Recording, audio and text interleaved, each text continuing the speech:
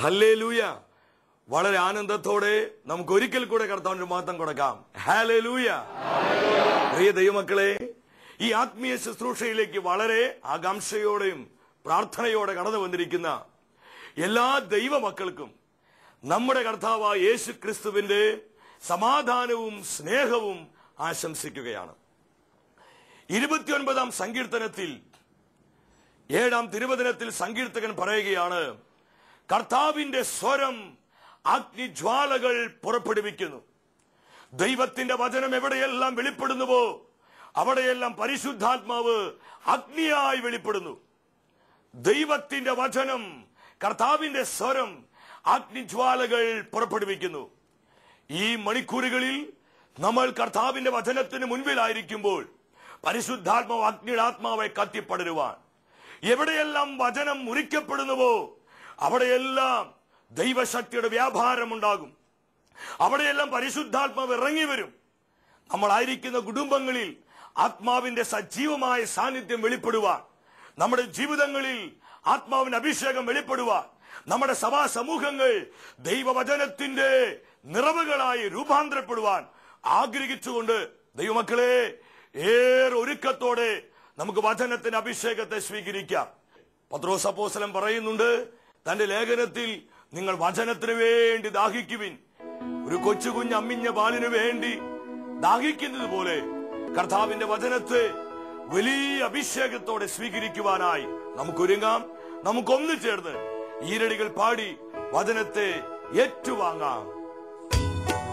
Hallelujah. ഞങ്ങൾ അഭിഷേകം ചെയ്യണമേ, ഞങ്ങൾ അഭിഷേകം ചെയ്യണമേ, ഞങ്ങൾ അഭിഷേകം ചെയ്യണമേ. ദൈവവചനത്തിനായി ഞങ്ങൾ അഭിഷേകം ചെയ്യണമേ.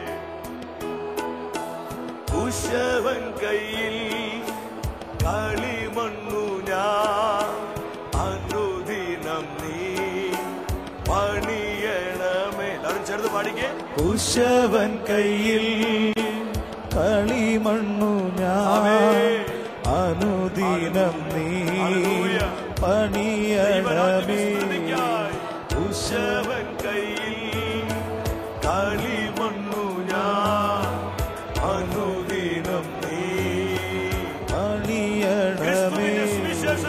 കുശവൻ കയ്യിൽ കളിമണ്ണു ഞാൻ, അനുദിനം നീ പണിയണമേ. അനുദിനം നീ പണിയണമേ.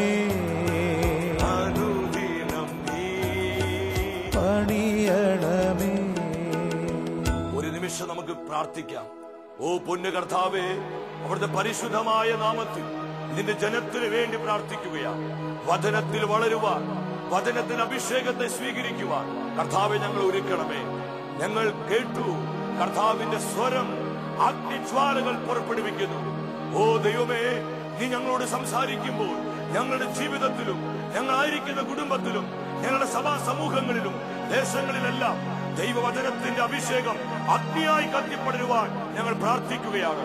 കർത്താവേ, ഈ ആത്മീയ ശുശ്രൂഷയിൽ കടന്നു വന്നിരിക്കുന്ന ഓരോ മക്കളെയും ദൈവവചനത്താലും പരിശുദ്ധാത്മാവിനാലും അധികമായി അഭിഷേകം ചെയ്യണമേ. ഇവരുടെ ആവശ്യങ്ങളെ, നിയോഗങ്ങൾ അഭിഷേകം ചെയ്യണമേ. യേശുവിന്റെ നാമത്തിൽ പ്രാർത്ഥിക്കുന്നു. വേദനിച്ചിരിക്കുന്ന, ഭാരപ്പെട്ടിരിക്കുന്ന, പ്രയാസപ്പെട്ടിരിക്കുന്ന, വചനത്തെ ഗ്രഹിക്കുവാൻ കഴിയാതെ ഒരുപാട് തകർച്ചയിലും മനോഭാരത്തിലും കഴിയുന്ന അനേകം ദൈവമക്കൾ കടന്നു വന്നിട്ടുണ്ട്. ഓ കർത്താവേ, അവരെയെല്ലാം നിന്റെ കരങ്ങൾ നീട്ടി നീ സ്പർശിക്കണമേ. യഥാർത്ഥ സ്വാതന്ത്ര്യത്തിലേക്ക്, യഥാർത്ഥ ആനന്ദത്തിലേക്ക്, യഥാർത്ഥ വിമോചനത്തിലേക്ക് ഓ പരിശുദ്ധാത്മാവേ അവരെ നയിക്കണമേ. Hallelujah, hallelujah, hallelujah, hallelujah, hallelujah, hallelujah, hallelujah, hallelujah, hallelujah. പ്രിയ ദൈവമക്കളെ, കഴിഞ്ഞ ആഴ്ചയിലൂടെ കർത്താവ് നമ്മളെ വചനത്തിലൂടെ നടത്തിയ വിശുദ്ധിക്കുള്ള പ്രതിഫലത്തെക്കുറിച്ച് നമ്മളെ പഠിപ്പിക്കുകയായിരുന്നു. ആ തിരുവചന ശുശ്രൂഷയുടെ ബാക്കി ഭാഗങ്ങളിലേക്ക് വളരെ പ്രാർത്ഥനാപൂർവം നമുക്ക് എല്ലാവർക്കും പ്രവേശിക്കാം. ഞാൻ വിശ്വസിക്കുകയാണ് നിങ്ങളെല്ലാവരും വളരെ ഒരുക്കത്തോടെ ആഗ്രഹത്തോടെയാണ് ഈ ശുശ്രൂഷയിൽ പങ്കെടുക്കുവാനായിട്ട് കടന്നു വന്നിരിക്കുന്നതെന്ന്. അങ്ങനെ വിശ്വസിച്ചോട്ടെ. നമുക്ക് എല്ലാവർക്കും തിരുവചനത്തെ ഏറ്റുവാങ്ങാം. എന്തിനാണ് കർത്താവ് നമ്മളെ വിളിച്ചിരിക്കുന്നത്? നമ്മുടെ വിളിയുടെയും തെരഞ്ഞെടുപ്പിന്റെയും ലക്ഷ്യം എന്താണ്? പൗലോസ് അപ്പോസ്തലൻ എഫെസസ്കാർക്ക് ലേഖനം 1-ാം അധ്യായം 4-ാം തിരുവചനത്തിൽ ദൈവാത്മാവ് ഇപ്രകാരം രേഖപ്പെടുത്തിയിരിക്കുകയാണ്: തന്റെ മുൻപാകെ സ്നേഹത്തിൽ പരിശുദ്ധരും നിഷ്കളങ്കരുമായിരിക്കുവാൻ ലോക സ്ഥാപനത്തിന് മുൻപ് തന്നെ കർത്താവായ യേശു ക്രിസ്തുവിലൂടെ പിതാവായ ദൈവം നമ്മളെ തെരഞ്ഞെടുത്തു. ദൈവം നമ്മളെ വിളിച്ചിരിക്കുന്നതും തെരഞ്ഞെടുത്തിരിക്കുന്നതും ഒരേ ഒരു ലക്ഷ്യത്തോടു കൂടിയ. ആ ലക്ഷ്യം എന്താണ്? ദൈവത്തിന്റെ മുൻപിൽ സ്നേഹത്തിൽ പരിശുദ്ധരും നിഷ്കളങ്കരുമായി തീരുവാനായിട്ട്, വിശുദ്ധിയുള്ള ജീവിതങ്ങളായി, വിശുദ്ധ പാത്രങ്ങളായി നമ്മൾ ഓരോരുത്തരും രൂപാന്തരപ്പെടുവാൻ കർത്താവ് ആഗ്രഹിക്കുകയാണ്. നമുക്ക് തിരുവചനത്തിന്റെ പ്രധാന ഭാഗങ്ങളിലേക്ക് നമുക്ക് പ്രവേശിക്കാം. നമ്മൾ കഴിഞ്ഞ ആഴ്ചയിൽ പഠിച്ചു, ഇസ്രായേൽ ജനം ദൈവത്തോട് മറുതലിച്ച് മറ്റു ജനതകളെ പോലെ ആരാധിക്കുവാൻ തങ്ങൾക്കും ദേവന്മാരുണ്ടാക്കി തരികെന്ന് പറഞ്ഞ് കാളക്കുട്ടിയെ നിർമ്മിച്ച് ആ കാളക്കുട്ടിയുടെ മുൻപിൽ ആ കാളക്കുട്ടിയെ നോക്കിക്കൊണ്ട് പറഞ്ഞു, ഓ ഇസ്രായേലേ, ഈ ദേവന്മാരാണ് നമ്മെ ഈജിപ്തിന്റെ അടിമത്തത്തിൽ നിന്ന് വിടുവിച്ചു കൊണ്ടുവന്നത്. ദൈവത്തിന് കൊടുക്കേണ്ട മഹത്വം അവർ ആ കാളക്കുട്ടിക്ക് നൽകുകയാണ്. അത് മാത്രമാണ് അവർ ചെയ്തത്. പുറപ്പാടിന്റെ പുസ്തകം 32-ാം അധ്യായം വാക്യം 5. അത് കണ്ടപ്പോൾ അഹറോൻ കാളക്കുട്ടിയുടെ മുൻപിൽ ബലിപീഠം പണിതിട്ട് ഇപ്രകാരം പ്രഖ്യാപിച്ചു: നാളെ കർത്താവിന്റെ ഉത്സവ ദിനമായിരിക്കും. നമ്മളൊന്ന് ചിന്തിച്ചു നോക്കിയേ, ഈ കാളക്കുട്ടി നിർമ്മിച്ച് മഹാപുരോഹിതനായ അഹറോൻ വിളിച്ചു പറയാണ്, നാളെ കർത്താവിന്റെ ഉത്സവ ദിനമായിരിക്കും. ഞാൻ നിങ്ങളോട് ചോദിക്കട്ടെ, ഈ കാളക്കുട്ടിയും കർത്താവും തമ്മിൽ വല്ല ബന്ധമുണ്ടോ? ഈ കാളക്കുട്ടിയും കർത്താവും തമ്മിൽ വല്ല ബന്ധമുണ്ടോ? ഒരു ബന്ധവുമില്ല. പക്ഷെ അവര് പറഞ്ഞു, നാളെ കർത്താവിന്റെ ഉത്സവ ദിനമാണ്. ഇന്ന് പലപ്പോഴും നമ്മുടെ പല ആഘോഷങ്ങൾ ഇതുപോലെ ആയിരിക്കുക. കർത്താവുമായി യാതൊരു ബന്ധവുമില്ലാത്ത, കർത്താവിന്റെ വചനത്തിന് വിരുദ്ധമായ വിധത്തിലുള്ള ചില ആഘോഷങ്ങള്, സൽക്കാരങ്ങള്, എന്തിന് നമ്മുടെ പല തിരുനാളുകൾ വരെ അപ്രകാരമായിട്ട് മാറി. ദൈവമക്കളെ, വചനത്തിന് മുൻപിലിരുന്ന് നമ്മൾ കൃത്യമായി പരിശോധിക്കാനാണ് ഈ ദൂത് പരിശുദ്ധാത്മ നമുക്ക് നൽകുന്നത്. നമ്മൾ ആരെയും കുറ്റപ്പെടുത്താനോ മുറിപ്പെടുത്തുവാനല്ല കർത്താവ് തന്നെ വചനത്തോട് സംസാരിക്കുന്നത്. നമ്മുടെ തിരുനാളുകളെല്ലാം കർത്താവിനായി വിശുദ്ധീകരിക്കപ്പെടണം. വിശുദ്ധ അന്തോണീസിന്റെയും വിശുദ്ധ സെബസ്ത്യാനോസിന്റെയും പരിശുദ്ധ അമ്മയുടെയും മറ്റു വിശുദ്ധന്മാരുടെയും എല്ലാം തിരുനാളുകൾ വളരെ കാര്യമായി തന്നെ നമ്മൾ ആഘോഷിക്കണം. പക്ഷെ ഈ ആഘോഷങ്ങൾക്കെല്ലാം ദൈവികമായൊരു പരിശുദ്ധി ഉണ്ടായിരിക്കണം. കർത്താവിന്റെ വിശുദ്ധിയിൽ നിന്നുകൊണ്ട് വേണം നമ്മൾ തിരുനാളുകൾ ആഘോഷിക്കാൻ. പക്ഷെ ഇന്ന് പല തിരുനാളുകളും വളരെയധികം ധാർമ്മികമായ വിധത്തിൽ തന്നെ അധപതിച്ചുകൊണ്ടിരിക്കുക. കർത്താവിന്റെ പേര് പറഞ്ഞ് കർത്താവുമായി ബന്ധമില്ലാത്ത പല ആചാരങ്ങള്, ആഘോഷങ്ങള്, നാടൻ ഭാഷയിൽ പറഞ്ഞാൽ അടിപൊളികള് എത്രയാ. ദേവാലയ തിരുമുറ്റങ്ങളിലൊക്കെ ദേവാലയ തിരുമുറ്റം ദൈവത്തിന്റെ സാന്നിധ്യം നിറഞ്ഞു നിൽക്കുന്നതാ. ഈ ദേവാലയ തിരുമുറ്റങ്ങളിലെല്ലാം തിരുനാളിനോട് അനുബന്ധിച്ച് ഗാനമേള നടത്തി ആഭാസ ഗാനങ്ങൾ പാടി ദേവാലയത്തിന് തിരുമുറ്റത്ത് ദൈവത്തിന്റെ സാന്നിധ്യം അധിവസിക്കുന്ന ആ തിരുമുറ്റത്ത് ആട്ടവും പാട്ടവും ചെയ്ത് പല അടിഞ്ഞാട്ടങ്ങൾ നടത്തി കർത്താവിന്റെ പരിശുദ്ധിക്ക് കളങ്കം വരുത്തുന്ന വിധത്തിലുള്ള ഒരുപാട് ആഘോഷങ്ങള് നമുക്ക് കാണുവാനായിട്ട് പറ്റും. ദൈവമക്കളെ, പഴയ നിയമ ഇസ്രായേലിനെ പോലെ തന്നെ പുതിയ നിയമ ഇസ്രായേലായ ഈ കാലഘട്ടത്തിലെ സഭാമക്കൾ പലപ്പോഴും മാറിക്കൊണ്ടിരിക്കുന്നുണ്ട്. നമ്മൾ ഒരിക്കലും ദൈവത്തിന്റെ പരിശുദ്ധിയിൽ നിന്ന് വ്യതിചലിക്കരുതെന്ന് കർത്താവിന് നിർബന്ധമുണ്ട്. ഹല്ലേലൂയ. ദൈവജനം വിശുദ്ധിയുടെ ജനമാണ്. ദൈവത്തിന്റെ ജനം വിളിച്ചു വേർതിരിക്കപ്പെട്ട സമൂഹമാണ്. അതാണ് സഭ. ഹല്ലേലൂയ. ഇവര് ബലിപീഠം പണി മാത്രമല്ല ചെയ്തത്. 6-ാം തിരുവചനത്തിൽ പറയാം, അവർ പിറ്റേന്ന് അതിരാവിൽ ഉണർന്ന് ദഹനയാഗങ്ങളും അനുരഞ്ജനയാഗങ്ങളും അർപ്പിച്ചു. ജനം തീനും കുടിയും കഴിഞ്ഞ് വിനോദങ്ങളിൽ ഏർപ്പെട്ടു. ഈ കാളക്കുട്ടിയുടെ മുൻപിൽ ദൈവത്തിന്റെ സ്വന്തം ജനം, പെസഹ കുഞ്ഞാടിന്റെ രക്തത്തിലൂടെ ദൈവം വീണ്ടെടുത്ത ഈ ജനം ഈ കാളക്കുട്ടിയുടെ മുൻപിൽ തീനും കുടിയും കഴിഞ്ഞ് അവരിങ്ങനെ ആടിപ്പാടുകയാ. അവർ ആഹ്ലാദം കൊണ്ട് മതിമറക്കുകയാ. ആഭാസ നൃത്തങ്ങളിൽ പൈത്തോൺ എന്ന് പറയുന്നത് അതിന്റെ മൂലഭാഷയിൽ ലൈംഗിക ചൊവ്വയുള്ള മ്ലേച്ഛകരമായ വിധത്തിലുള്ള ചേഷ്ടകളും കോഷ്ടികളും കാട്ടി സ്ത്രീകളും പുരുഷന്മാരും മിക്സ് ചെയ്ത് ഇടകലർന്ന് ഇങ്ങനെ ആടിപ്പാടിക്കൊണ്ടിരിക്കുക. നമുക്കത് നോക്കിക്കാണാം.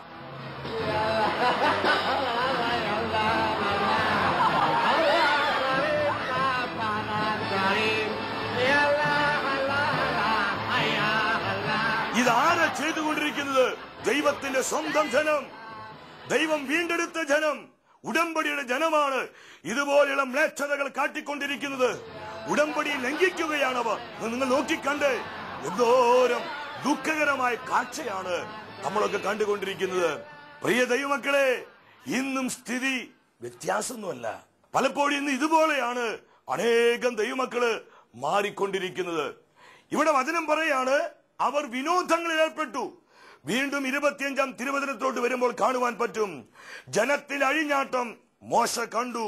ശത്രുക്കളിടയിൽ സ്വയം ലജ്ജിതരാകത്തക്ക വിധം അഴിഞ്ഞാടുവാൻ അവരെല്ലാം തയ്യാറായി. ജനത്തിന്റെ അഴിഞ്ഞാട്ടം മോശ കാണുകയാണ്. ഇസ്രായേൽ ഗോത്രങ്ങളെല്ലാം അവർ ദൈവത്തോട് മറുതലിച്ച് ദൈവസ്നേഹത്തിൽ അകന്ന് ദൈവത്തിന്റെ പരിശുദ്ധിയിൽ തങ്ങളെ തന്നെ സൂക്ഷിക്കാതെ ഈ കാളക്കുട്ടിയുടെ മുൻപിൽ അവർ ആഭാസ നൃത്തങ്ങൾ ചെയ്ത് അവരിങ്ങനെ ആഘോഷിക്കുക, അവരിങ്ങനെ മതിമറക്കുകയാ. പ്രിയ ദൈവമക്കളെ, ഇന്നും ഇതുപോലെ പിശാച് സംഗതി പേര് മാറ്റിയെന്ന് മാത്രം. പോപ്പ് മ്യൂസിക്, പ്രിയ സഹോദര സഹോദരി, rock music, pop music, cinematic dance ഒക്കെ എന്നൊക്കെ പറഞ്ഞ് പലപ്പോഴും ഇന്ന് അരങ്ങേറിക്കൊണ്ടിരിക്കുന്ന ഇതുപോലെയുള്ള ആഭാസ നൃത്തങ്ങള് സംഗതി ഇതൊക്കെ തന്നെയാ. ഇത് തന്നെയാ അതിന്റെ റൂട്ട്. പിശാച് പേര് മാറ്റിയെന്ന് മാത്രം. ഇന്ന് എത്ര യുവജനങ്ങളാ ഈ തിന്മയിൽ പെട്ട് കിടക്കുന്നത്.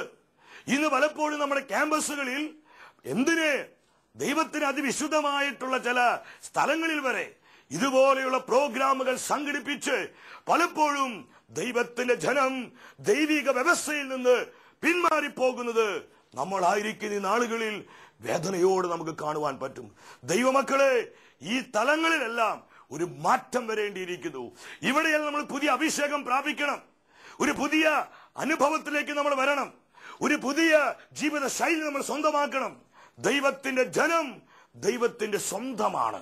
അവർ ഉടമ്പടിയുടെ ജനമാണ്. യേശുവിന്റെ രക്തത്താൽ വിലയ്ക്ക് വാങ്ങപ്പെട്ട, യേശുവിന്റെ രക്തത്താൽ വീണ്ടെടുക്കപ്പെട്ട ദൈവജനമാണ് പുതിയ നിയമസഭ. നമ്മൾ ഓരോരുത്തരും ഇത് വിശ്വസിക്കുന്നവർ സ്വരമുയർത്തി ആനന്ദത്തോടെ കർത്താവിന് മഹത്വം കൊടുത്താട്ടെ. ഹല്ലേലൂയ! അഭിഷേകം ചലിക്കട്ടെ, കെട്ടുകൾ പൊട്ടട്ടെ. ഒരിക്കൽ കൂടെ ഹല്ലേലൂയ! പ്രിയമുള്ളവരെ ശ്രദ്ധിക്കുക, ഇവിടെ വചനം പറയുന്നു, അവർ പരസ്പരം അഴിഞ്ഞാടുകയാണ്. ഇതാ ബെഞ്ചമിൻ ഗോത്രം, മനാസെ ഗോത്രം, എഫ്രായിം ഗോത്രം, യൂദ ഗോത്രം, ശിമയോൻ ഗോത്രം, സകല ഗോത്രങ്ങളും ഈ കാളക്കുട്ടിയുടെ മുമ്പിൽ നൃത്തം ചെയ്ത് ഇങ്ങനെ ആടിപ്പാടിക്കൊണ്ടിരിക്കുമ്പോൾ ഒരു ഗോത്രം മാത്രം മാറി നിൽക്കുകയാണ്. അവർ ഈ അഴിഞ്ഞാട്ടത്തിന് വരുന്നില്ല. അവർ ഈ കാളക്കുട്ടിയുടെ മുൻപിൽ നൃത്തം ചെയ്ത് ദൈവിക വ്യവസ്ഥയിൽ നിന്ന് അവർ പിന്മാറുന്നില്ല. അവർ മാറി നിന്ന് ഒരു വേർപാട് സ്വീകരിക്കുകയാ. ഒരു സപ്പറേഷൻ അവർ സ്വീകരിച്ചു. അവർ മാറി നിന്ന് ദൈവമായ കർത്താവിനെ ആരാധിച്ചു. അവർ ഇപ്രകാരം ഏറ്റുപാടി, ഹാ ഹാ ഹാ ഹാ ലേലുയാ, ഹാ ഹാ ഹാ ഹാ ലേലുയാ, ഹാ ഹാ ഹാ ഹാ ലേലുയാ, ഹാ ഹാ ഹാ ഹാ ലേലുയാ. ഈ ഗോത്രം മാത്രം ഇസ്രായേലിന്റെ ദൈവത്തെ പാടി ആരാധിക്കുമ്പോൾ മറ്റു ഗോത്രങ്ങളൊക്കെ അവരെ കളിയാക്കി. ഞാൻ ഈ വചനഭാഗം ധ്യാനിച്ചപ്പോൾ ഞാൻ ചിന്തിച്ചു, എത്ര കൃത്യ അവരെല്ലാം കളിയാക്കി കാണും. കാരണം അവരെ നോക്കി വിളിച്ചു കാണും, പൊട്ടൻ, മണ്ടൻ, നിന്നെ എന്തിനു കൊള്ളാം, ഇത് എന്തിനാ ഈ ആരാധന, എന്തിനാ പ്രാർത്ഥന, എന്തിനാ ദൈവത്തെ സ്നേഹിക്കുന്നത്, നമുക്ക് എൻജോയ് ചെയ്യാം, നമുക്ക് ആനന്ദിക്കാം, നമുക്ക് ആഹ്ലാദിക്കാം, ഇത് നമുക്ക് കിട്ടിയ അവസരം എന്ന് പറഞ്ഞ് അവർ ഈ ഗോത്രത്തെ വേണമെങ്കിൽ വിളിച്ചു കാണാം. പക്ഷേ ആ ഗോത്രം പറഞ്ഞു, ഇല്ല, ഞങ്ങൾ വരത്തില്ല, ഞങ്ങൾ ഇതിന് കിട്ടത്തില്ല, ഈ അഴിഞ്ഞാട്ടത്തിന്, ഈ ആഭാസത്തിന് ഞങ്ങൾ കിട്ടത്തില്ല, ഞങ്ങൾ ദൈവത്തിന്റെ വിശുദ്ധിയിൽ നിൽക്കും. അവർ അതിനു വേണ്ടി വില കൊടുത്തു. കർത്താവിന്റെ വിശുദ്ധിയിൽ നിൽക്കുവാൻ അവർ വില കൊടുത്തു. പ്രിയ ദൈവമക്കളെ, വിശുദ്ധിക്ക് വലിയ പ്രതിഫലമുണ്ട്. വിശുദ്ധാത്മാക്കൾക്ക് നമ്മോട് പറയാനുള്ളത്, അവർ വിശുദ്ധ ജീവിതം നയിക്കുവാൻ എന്തോരം കഷ്ടം സഹിച്ചു. ഈ ലോകത്തിൽ നിന്ന് അവരെ എത്രമാത്രം സപ്പറേഷൻ സ്വീകരിച്ചു. അവർ ദൈവിക വ്യവസ്ഥയിൽ നിന്നു ദൈവസ്നേഹത്തിലും പരസ്നേഹത്തിലും അവർ വ്യാപരിച്ചു. ദൈവത്തിന്റെ മഹത്വമായി ഈ ലോകത്തിൽ അവർ പ്രകാശിച്ചു.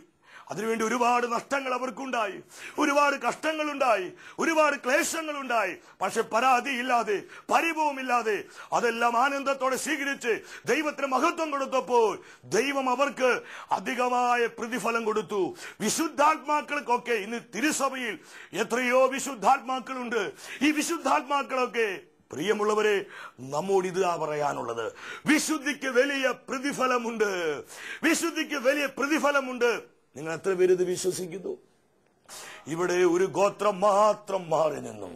ഈ സമയത്ത് എന്താ ഉണ്ടായെന്നറിയും? ദൈവത്തിന്റെ കൈകളിൽ നിന്ന് കൽപ്പലകൾ വാങ്ങി സീനായ് മലമുകളിൽ നിന്ന് മോശ ഇറങ്ങി വരികയാണ്. മോശ കാണുന്ന കാഴ്ച, ഇസ്രായേൽ ജനം ഈ കാളക്കുട്ടിയുടെ മുൻപിൽ അഴിഞ്ഞാടി അവർ അശുദ്ധമായ പ്രവർത്തികളിൽ വ്യാപരിക്കുന്നതാണ് മോശ കാണുന്നത്. ഇത് കാണുമ്പോൾ മോശ വിളിച്ചു പറയും. എന്താ വിളിച്ചു പറയുന്നത്? പുറപ്പാടിന്റെ പുസ്തകം 32-ാം അധ്യായം 26-ാം തിരുവചനത്തിൽ മോശ പറയും, കർത്താവിന്റെ പക്ഷത്തുള്ളവർ എന്റെ അടുക്കിലേക്ക് വരട്ടെ, ദൈവത്തിന്റെ പക്ഷത്തുള്ളവർ എന്റെ അടുക്കിലേക്ക് വരട്ടെ. മോശ ഇത് വിളിച്ചു പറഞ്ഞപ്പോൾ ഇസ്രായേൽ കൂടാരങ്ങളിലെല്ലാം വലിയ നിശബ്ദതയുണ്ടായി, വലിയ നിശബ്ദതയുണ്ടായി. എന്നാൽ ഈ കൂടാരങ്ങളുടെ ഏറ്റവും പുറകിലെ ഒരനക്കം എല്ലാവരും ശ്രദ്ധിച്ചപ്പോൾ ഇതാ ലേവി ഗോത്രം മാത്രം ഈ അഴിഞ്ഞാട്ടത്തിൽ, ഈ ആഭാസത്തിൽ പങ്കെടുക്കാതെ അവർ കർത്താവിന്റെ വിശുദ്ധിയിൽ അവരെ തന്നെ സൂക്ഷിച്ചു. അവർ അതിനുവേണ്ടി വില കൊടുത്തു, അവർ അതിനുവേണ്ടി കഷ്ടം സഹിച്ചു, അവർ അതിനുവേണ്ടി നിന്ദനങ്ങൾ അപമാനങ്ങൾ ഏറ്റെടുത്തു. അവർ ഏറ്റവും പുറകിൽ നിന്ന് ഇതാ മുൻപിലേക്ക് വരാൻ തുടങ്ങി. അവരിങ്ങനെ നടന്ന് മുൻപിലോട്ട് വരുമ്പോൾ ബെഞ്ചമിൻ ഗോത്രം നിൽക്കുക. ബെഞ്ചമിൻ ഗോത്രത്തെ നോക്കി ലേവി ഗോത്രം പറഞ്ഞു, എക്സ്ക്യൂസ് മീ, ഒന്ന് മാറി നിൽക്ക്, ഞാൻ മുൻപിലോട്ട് പോട്ടെ. അങ്ങനെ ഏറ്റവും പുറകിലായിരുന്ന, ആർക്കും വേണ്ടാതെ എല്ലാവരാലും തള്ളിക്കളയപ്പെട്ട ലേവി ഗോത്രം ഏറ്റവും മുൻപന്തിയിലായി. പ്രിയ ദൈവമക്കളെ, ഇത് കർത്താവിന്റെ ഹൃദയത്തിന് വലിയ ആനന്ദമുണ്ടായി. വിശുദ്ധിക്ക് വേണ്ടി ആരെല്ലാം വില കൊടുക്കുന്നുവോ, വിശുദ്ധിയിൽ വളരുവാൻ, വിശുദ്ധിയിൽ ജീവിക്കുവാൻ, അങ്ങനെ വിശുദ്ധരായി മാറുവാൻ ആരൊക്കെ അവരുടെ ജീവിതങ്ങളെ കർത്താവിനായി സമർപ്പിക്കുന്നുവോ, അതിനുവേണ്ടി കഷ്ടം സഹിക്കുവാൻ, അതിനുവേണ്ടി ത്യാഗമെടുക്കുവാൻ ആരൊക്കെ തയ്യാറാകുന്നുവോ, അവരെ പ്രതി സ്വർഗം വലിയ അളവിൽ ആനന്ദിക്കുകയാ. കർത്താവിന്റെ ഹൃദയം ഒരുപാട് അവരെ ഓർത്ത് സന്തോഷിക്കുകയാ. ഇവിടെ ലേവി ഓർത്തുകൊണ്ട് കർത്താവിന്റെ ഹൃദയം ആനന്ദിച്ചു. വചനം പറയുകയാണ്, പുറപ്പാടിന്റെ പുസ്തകം 32-ാം അധ്യായം 29-ാമത്തെ വാക്യം. ലേവി ഗോത്രത്തെ നോക്കിക്കൊണ്ട് മോശ പറഞ്ഞു, എന്താ പറഞ്ഞത്? കർത്താവിന്റെ ശുശ്രൂഷയ്ക്കായി നിങ്ങൾ നിങ്ങളെ തന്നെ സമർപ്പിച്ചിരിക്കുന്നു. കർത്താവ് നിങ്ങൾക്ക് ഇന്ന് ഒരു അനുഗ്രഹം തരും.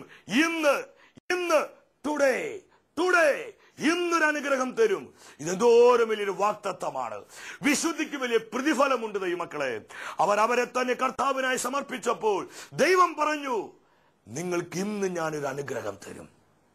ലേവി ഗോത്രത്തിന് കിട്ടിയ അനുഗ്രഹം എന്താ? ദൈവം പറഞ്ഞു, പിന്നീട് നമ്മൾ വചനം പഠിക്കുമ്പോൾ കാണുവാൻ പറ്റും.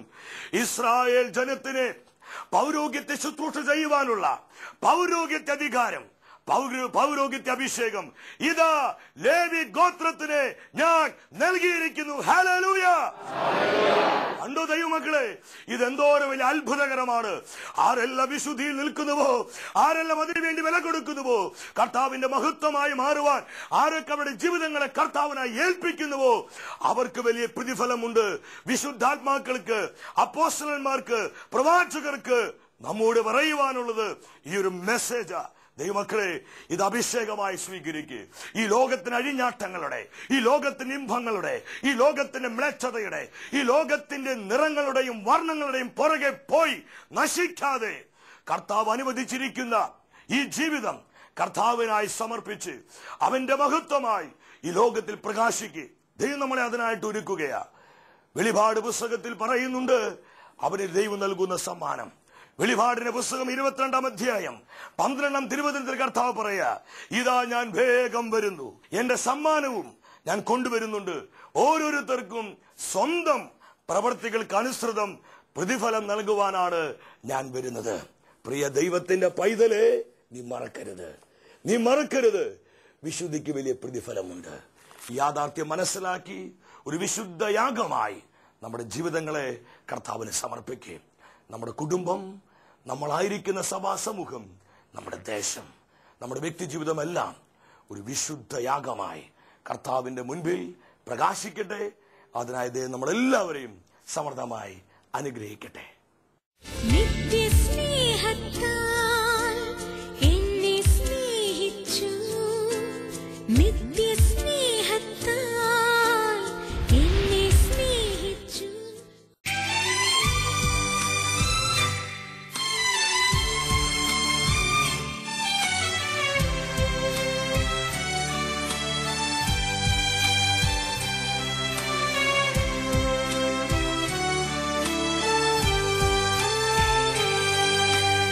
ഈശോയേ, നിന്നെ കാണാൻ കാത്തു കാത്തിരിക്കുന്നു ഞാൻ. ദിവ്യകാരുണ്യമായി വന്നിടുമ്പോൾ എന്തു ഞാൻ നൽകിയിടും പൊന്നുനാഥ.